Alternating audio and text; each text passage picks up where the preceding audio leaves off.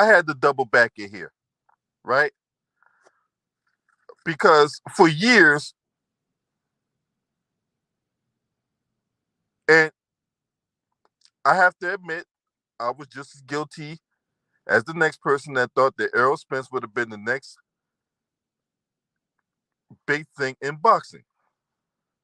And I thought that, you know, he was going to be this international superstar. And, the way he was going in, fighting a lot of these guys, and he was beating these guys. And, I believed the hype. I really did believe the hype. And, you know, you go to Terrence Crawford, and people were saying, "Oh well, Crawford's ain't fought nobody, and he's just out here bum bashing and fighting bums and all that, right?" So you had this thing where people were saying Errol Spence is going to dominate Terrence Crawford. A lot of us, including myself, thought that this was going to be a very close fight. Given the skill sets and given common opponents that they fought, a lot of us, myself included, thought this was going to be a very close fight. Maybe this fight went to decision. Maybe whoever came out in the decision, it is what it is. The scenario did not play out the way I would think Errol Spence would get his ass beat like that.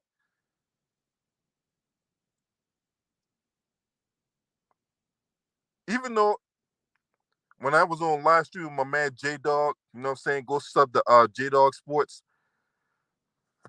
Even when I was on J Dog channel and he asked me about who I thought would have won the fight, and I had Terrence Crawford winning the fight, but I thought it was going to be a very competitive fight. I did not anticipate a one-sided ass whooping. I just didn't see that. And when you really paid attention to that fight where Errol Spence Jr. was overreaching, he was trying to, establish himself. And every time Errol Spence would try to do something, Terrence Crawford would have a counter punch ready for him. It would be a stiff jab here. They say the hand speed was immaculate. The punch placement was immaculate. And as a result, it was a one-sided ass whooping. You get dropped. Errol Spence got dropped once in the second round, twice in the seventh round. I thought they was going to stop the fight then. I thought they was going to stop the fight in the seventh round. And then before those two knockdowns in the seventh, and after the knockdown in the second, there was times I think there was like one time in the fourth, and there was like another time in the fifth where Terrence Crawford hit him with something, and he just started buckling. Now, I know a lot of guys out there, they're Errol Spence apologists, they're Errol Spence defenders. Oh, boy, you got to eat the cake on this one. Anybody that was riding for Errol Spence, man, whoo! Like, I don't talk boxing as much, but I know a lot of people that do. And I know there were some people that were riding heavy for Errol Spence. And there's other people that was riding heavy for Terrence Crawford. All the Errol Spence fans, man, woo, boy, you got to eat the cake on this one. You got to eat the cake on this one because that was a one-sided ass whooping. It didn't matter what he tried to do. It did not work. He would like consistently trying to pressure Terrence Crawford, trying to go to the body. Terrence Crawford's body defense was immaculate. The counter punching was immaculate. Errol Spence had no answers for that. It is like his whole world shattered when he got dropped for that first time in the second round. when he got hit with that stiff left. When Terrence Crawford hit Errol Spence with that stiff left jab in the second round, that dropped him for the first time, it threw him way out of it threw him way out of loop. It's like he didn't know how to handle the fact that he got dropped for the first time in his career.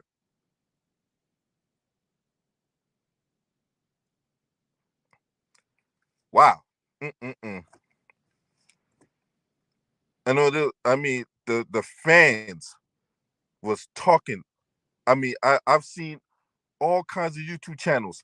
You had a whole lot of people saying that Errol Spence was going to wash Terrence Crawford. I was like, oh. And the more I hear people say that, the more I was like, man, for some reason my contrarian side is kicking in, and I think Terrence Crawford gonna beat Errol Spence.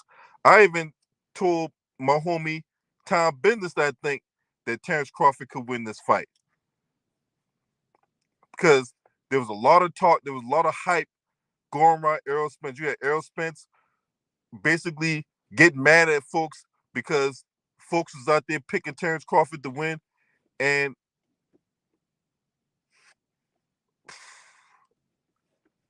look, that was that was an ass whooping. That was an ass beating if there ever was one. He got destroyed. And like I said on the previous live stream, make sure you hit the like button too. Make sure you hit the like button too. But when I thought about all them dudes that was riding heavy, what's up, Marco Hinton? Alex Heron, Gideon, first down. When I when I saw Errol Spence get dropped for that first time in the second round, he didn't know what to do. He didn't know what to do. And it just came to a point in the fight that you was thinking that, man, if Terrence Crawford really wanted to, Errol Spence would have been done. I was surprised this fight even went 9. Right, after when he got dropped twice in the 7th, I'm like, there's no way that he was going to make it out the 8th. But I think Terrence Crawford took pity on him in the 8th. Because if Terrence Crawford really wanted to, Errol Spence would have been done. He would have been done. But Crawford owned the rest of that fight, man. After that first round, it was an arbitrary 10-9 round for Errol Spence. After that, it was all Terrence Crawford, man. That was a one-sided ass whooping. And there's no way, in my opinion, you can't do no rematch. I don't know if it's contractually obligated. If it is, then okay, it is what it is. But after that kind of ass whooping, who wants to see that rematch? After that kind of ass whooping we just saw, who wants to see a rematch?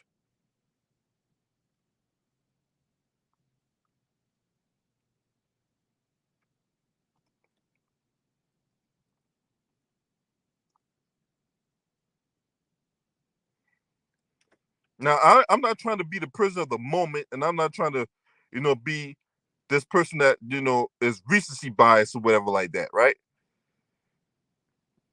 But who can want to see that ass whooping? They was like, man, look, there's going to have to be a bunch of adjustments because one thing I understand about the sport of boxing, you can't look at things from a linear perspective. So there has to be a lot of adjustments made on Errol Spence's part. Derrick James was trying to get Errol Spence to move Crawford around.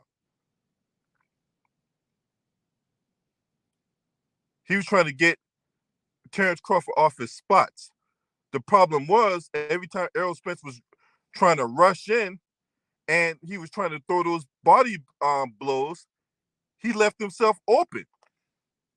He left himself wide open. And Terrence Crawford with his punch placement and his timing, he took advantage of that. He took full advantage of the fact that Errol Spence was overreaching and was trying to be. He was trying to. There was a lot of flaws that got exploited.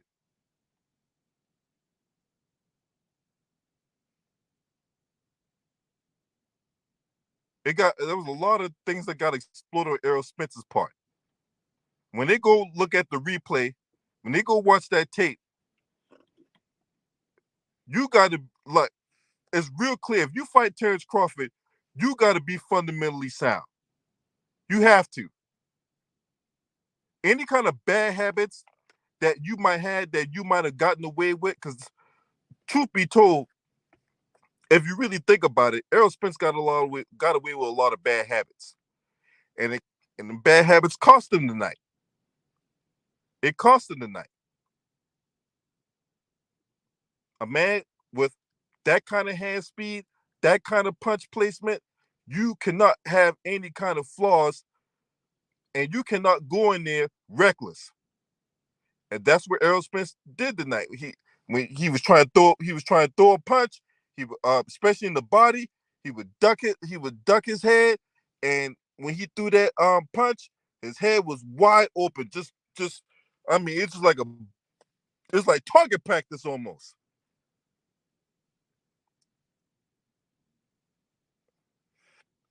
I know I don't put out a whole bunch of boxing content and stuff like that. Normally, I just leave it up to my Lions Den boxing community brothers that to put out the content and stuff like that. I stay on the basketball streets, but this fight has so much anticipation, it has so much hype, it has so much build up.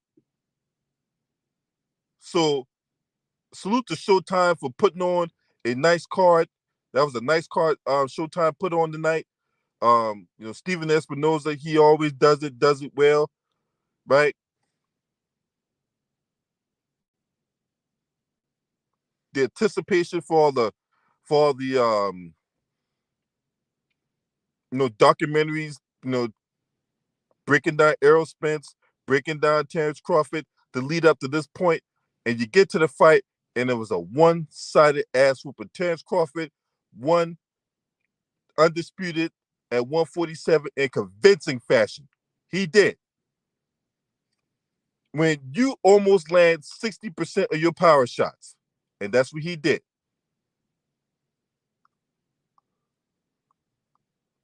He landed almost 60% of his power shots.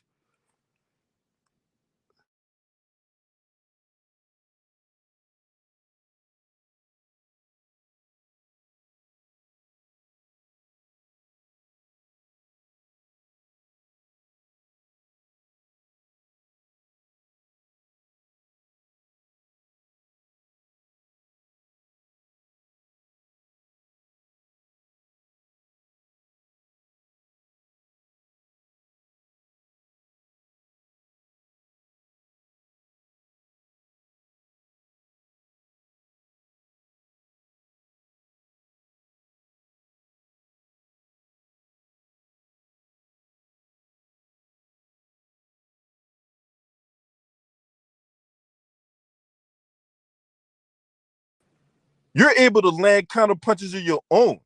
Not only your defense is stifling his offense, and the couple shots that he is able to get in has no effect, but you're able to throw your own counter punches, and you're able to throw your own jabs, and you're able to get your own combinations in.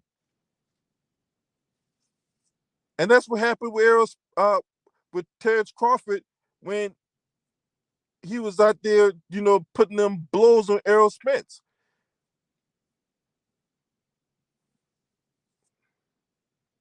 And Bull Mack was right. Bull Mack was right that Errol Spence was coming. He tried to come, and all this time we was thinking that, oh man, Terrence Crawford like distance, and Terrence Crawford don't like people coming in close and all that. Boy, that couldn't have been farther from the truth. Right. His footwork counters, cutting the ring off. You absolutely right, man. Absolutely right. it was pretty clear who was most comfortable in that ring tonight, and it sure as hell wasn't Errol Spence.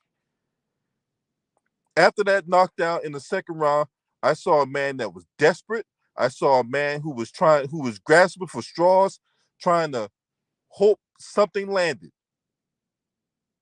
That man was fighting out of desperation the rest of the fight. I did not see a man who was confident. I did not see a man who was composed. I did not see a man who was very very. I didn't see the tactician tonight from Errol Spence. I didn't see that. Didn't see that. And it goes back to what Mike Tyson said. I will never forget what Mike Tyson would tell somebody. Everybody has a plan until they get hit in the mouth. And then you get to see what's really up with that individual. What do they do when they get knocked down? And it's like that mystique, that aura, that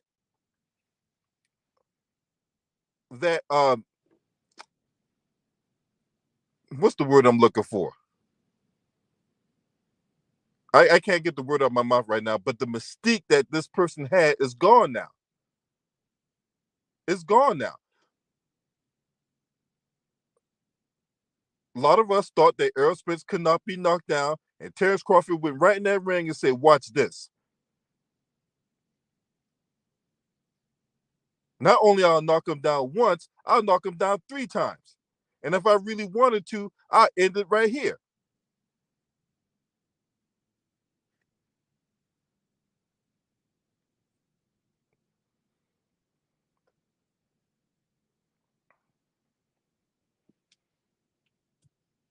It happens to the best of them.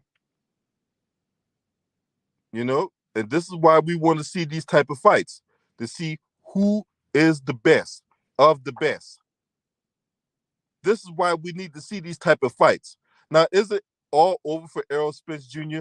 It's not over for Errol Spence Jr. Yeah, he took an L tonight, but in life, you're going to take L's. You're going to have to, now there's going to be some adjustments he's going to have to make, but we need to see who's the best of the best. A fighter should not be afraid to lose their O, or shouldn't be afraid to go in the ring, mix it up with the other competition to see who is the better man.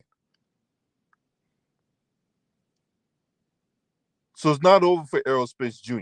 It's not. But he's going to have to make some adjustments. And as for Terrence Crawford, it's going to be business as usual. It's going to be business as usual. But this notion that he fight bums and he just, I hear bum bashing and all that, well, that is debunked. That is totally debunked. He debunked that emphatically tonight. There's going to be no more talk about Terrence Crawford out here bum bashing. I shouldn't hear no more of that. Because a lot of boxing fans wanted Terrence Crawford to get in the ring with the best. He got in the ring with the best, and he proved that he was the better man. He proved that he is the best at 147. Hey, make sure you hit the like button too. Don't just listen to me talk. The like button's free 99. So just hit the like button.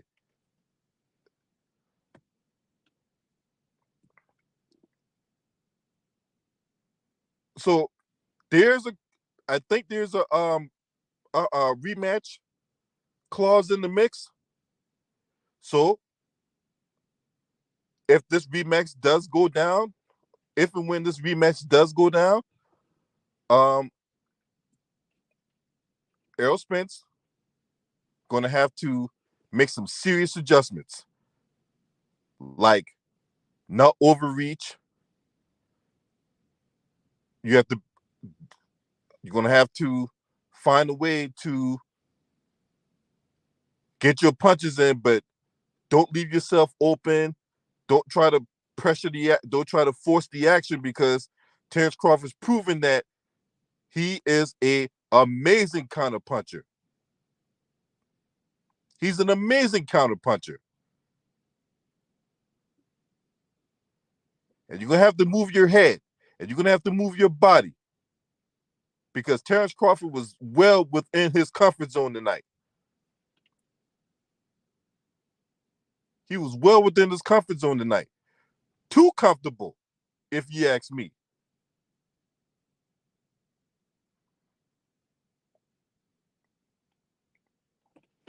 When he fought Sean Porter, because Errol Spence and Terrence Crawford both fought Sean Porter, right? Errol Spence, even though that fight went the distance, but that fight was very close.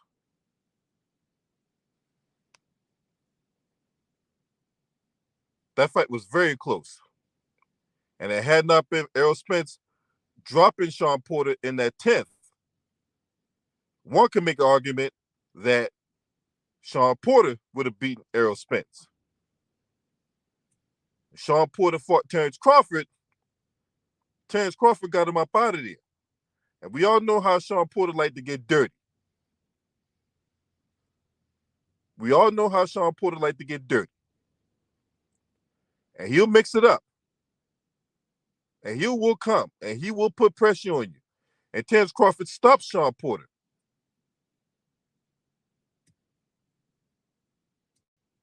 So if, in hindsight, as I'm thinking about this and I'm processing as I'm watching this fight, if there was any reference we could have taken away from Sean Porter's encounters with Errol Spence and Terrence Bud Crawford, that should have been the decision right there, in my opinion.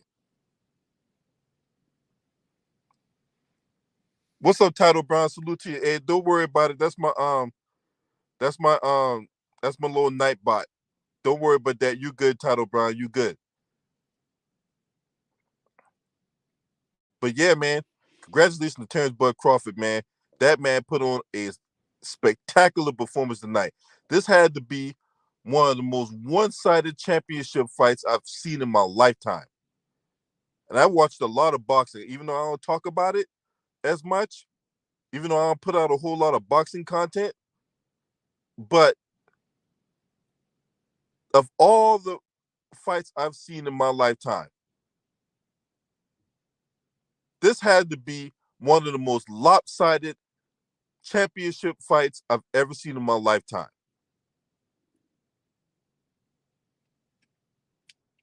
I don't count the Tyson Fury, Deontay Wilder part 2, because Tyson Fury is a fucking cheater.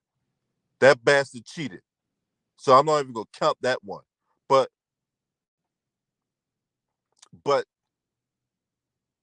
I think about all the Tyson fights that he's been in, he engaged in the 80s. Even when he beat Trevor Berbick to become the youngest heavyweight champion when he was only 20 years old. And his subsequent fights after that, when he was dominating boxing during the course of the 80s. I don't remember a time where you had an undisputed championship fight, a fight of this magnitude come in, and it was just a one-sided ass whooping. I don't remember. I might have to talk to the boxing historians and stuff like that to get a gauge on if and when they ever saw a championship fight of this magnitude when it was just a one-sided ass whooping like that. What's up, Carla? My sister Unique Dawn. I know you happy. Oh, Unique Dawn. I know you're happy right now. I know you're happy right now, Unique Dawn. And for those of you who know, Unique Dawn, and I have a very special friendship. She knows what I mean by that too. But still, I know Unique Dawn real happy right now.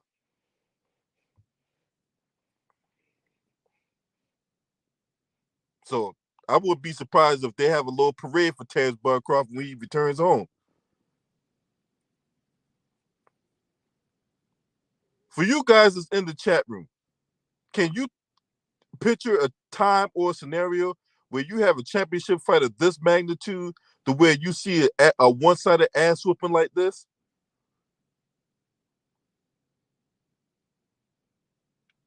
Because I don't remember one.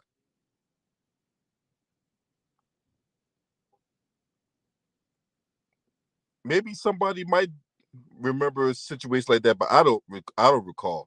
But yeah, that ninth round, that ninth round, I thought I thought Terrence Crawford was going to put him away. The referee stepped in and stopped the fight, but Terrence Crawford was going to put him away before that referee stepped in. Before the referee went in and stopped the fight, Terrence Crawford was going to put him away real bad. Yeah, I know Omaha turned up right now. I know Omaha is real turned up right now.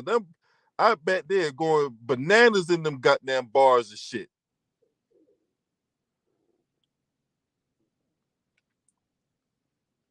Oh, so when Sergey Kovalev got stopped by Andre Ward, oh, okay. Yeah, Andre Ward was a motherfucking beast, man. SOG, yeah, boy, SOG was a fucking beast when he was in that ring.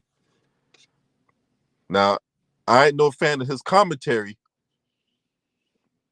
but as a competitor, oh man, Andre Ward was a motherfucking beast. That's why Triple G never really wanted to fight him.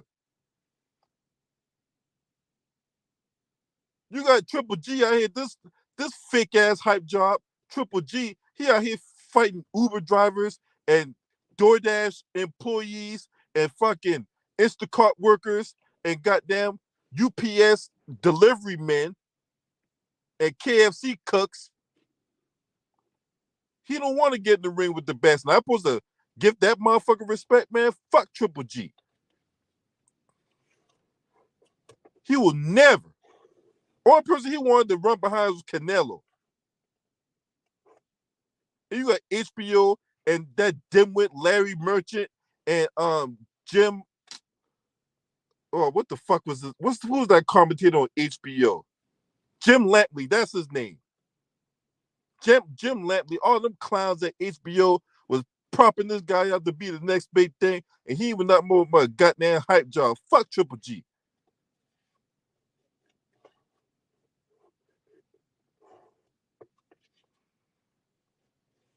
If I ever do a pound for pound list or whatever like that, he would definitely not be on nowhere in the top 20. Fuck him. Anyway, back to this. Back to this matchup.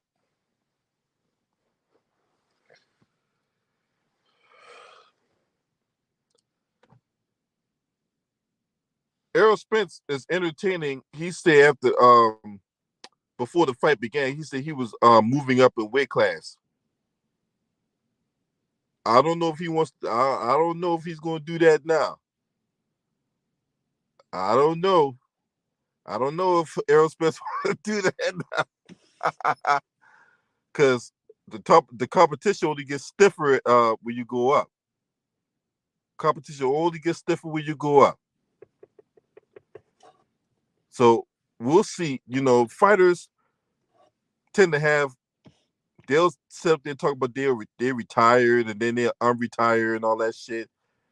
And I'm gonna move up, and then next thing you know, they don't move up in weight class and all that. So we'll see what happens with that, man. But Errol Spence, yeah, man, you got to go back to the drawing board, buddy. Definitely got to go back to the drawing board because that right there was a one-sided ass whooping if there ever was one. But yeah, man, shout out to Omaha, shout out to Terrence Bud Crawford. You know what I'm saying? Congratulations, Bud Crawford, for that one-sided ass whooping. Straight up, man. This was a really good fight night tonight. I missed the UFC. I wanted to see UFC 291, but then again, I ain't supporting nothing Dana White do. You know, Dana White out here beating his wife. You know what I'm saying? So I ain't supporting nothing that Bama do. But yeah, we'll just have to see what happens next.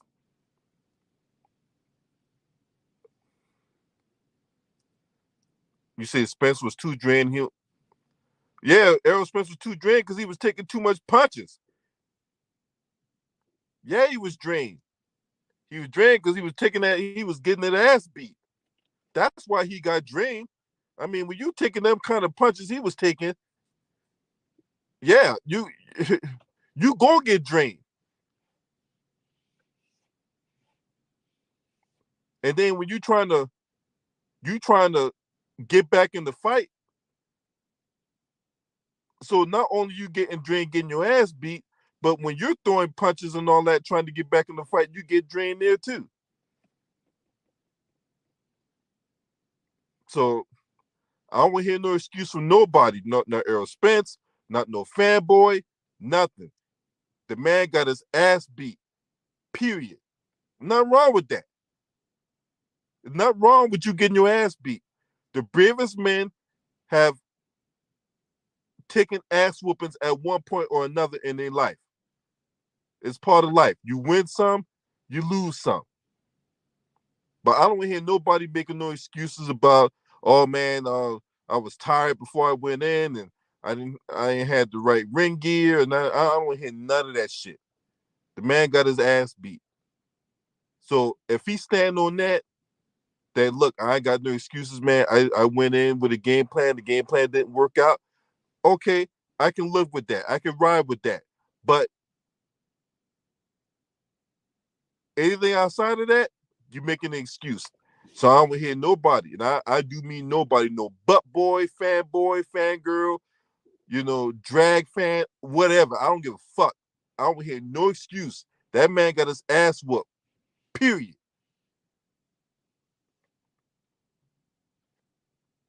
It is what it is. You know what I'm saying? And we as individuals cannot be beholden to a athlete or a entertainer. They're not paying you.